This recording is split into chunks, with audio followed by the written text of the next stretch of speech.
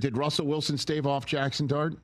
Do we do that or what? What do we got? Yeah, I mean, I think what people aren't paying enough attention to here is the left tackle.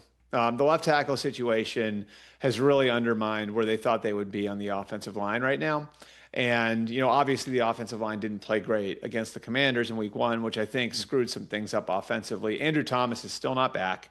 And they lost him after, I think it was about 6 weeks last year. They felt like their offensive line had made a lot of progress before then.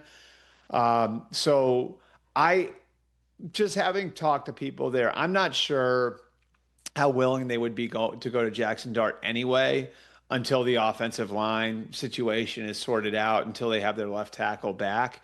But certainly, I mean, they've felt comfortable with where Jackson Dart is, and there's a quiet confidence to the idea that he could very well play pretty good, as a rookie if they put him in there. And I think they showed that confidence by making him the second quarterback. You don't do that unless you're comfortable putting a rookie in a game. And it looks like, in fairness, like Russell Wilson really responded to a lot of that noise yesterday. So best case scenario for the Giants is that Russell keeps playing well. And Jackson keeps developing. And, if Jackson looks like he's really pushing him in week 10, week 11, and the team's winning, that's a good problem to have. I do have their schedule up, though.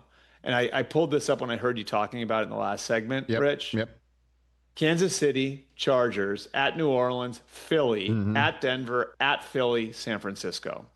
That's between now and November 2nd. Right, and at Chicago, and one assumes that an 8-game, run or 9-game run between Ben Johnson and Caleb Williams will eventually start looking like the Caleb Williams Ben Johnson connection that everyone in Chicago is hoping for, and then there's Green Bay and Detroit, and then New England, which may not be New England could be a lot better December 1st than they are now. Right. Yeah. So I don't know when you would do something like that. I understand. Albert Breer here on the Rich Eisen Show. Before we get to the Eagles and Chiefs, before I send you on with the rest of your day, Brock Purdy, is this a 1-week sit down for him? Mac Jones, I know, looked really good. The Niners are 2-0. There's 3 2-0 teams in the NFC West. Yeah.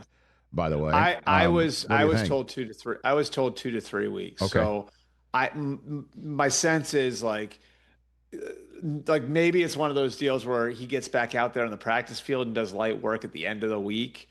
But my sense is like that they wanted to sit him out at least 2 weeks and maybe the third week. And this is the less serious version of turf toe than what Joe Burrow has. But I think it sounds like he's going to be okay. And I really like where the Niners are too. I mean, I think, to be 2-0, given the amount of injuries that they've already dealt with and, some of the things they're working through, they won't have Ayuk till week 9 or 10 at least. So McCaffrey's been banged up, Kittle's out. And then you look at the amount of young guys they're playing on defense. The cool thing about the Niners right now, I think, Rich, is they could really develop depth over the course of the next 2 months. And the impact that Robert Saleh is having with some of the young players on the defense, they really feel like that's going to take as the season goes on. So they've got a relatively manageable schedule if you look at it. And I think this is a team that believes, like I just said this about New England, I think this is a team that believes it's going to be a lot better come Thanksgiving, come Christmas than it is right now, because the amount of young guys they're playing and the amount of depth they're being forced to develop because of the injuries. So I think Brock Purdy is back probably, if I had to, and this is a rough estimate, I would say week 4 or week 5. And as they start to work some of these injured guys back in, I think the hope would be that they're going to have a deeper team. And Mac Jones is part of that equation too. You hit the nail on the head there. He played really, really well yesterday in New Orleans. Hey, you made it all the way to the end. Thanks for that. Check us out every single day streaming live on Disney Plus and the ESPN app 12 to 3 Eastern.